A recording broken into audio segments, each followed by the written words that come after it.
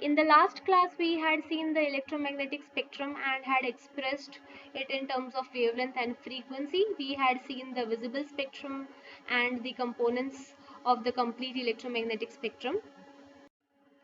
Today, we're going to discuss about achromatic and monochromatic light, or as well as chromatic light, the difference between them. We would be seeing how an image is sampled and quantized.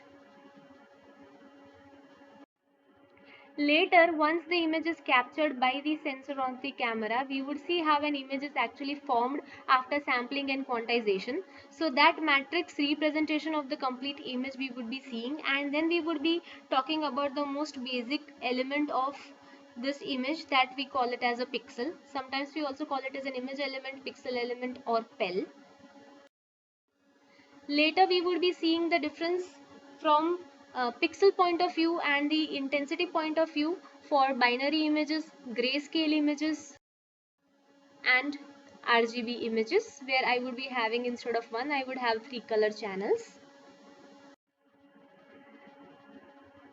Then once we know the pixels, we would try to find out the number of bits that would be required to store an image by converting or by calculating the size of the image. So m cross n, the number of rows, multiplied by the number of columns, multiplied by the number of bits that we are using. So L, the number of gray levels, would be nothing but 2 raised to k.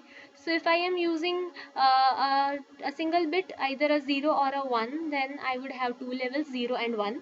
If I am representing my pixel by 8 bits, then 2 raised to 8, I would have 260, 256 values for a for representing a particular intensity level, and using that I can calculate the number of bits that would be required to store an image.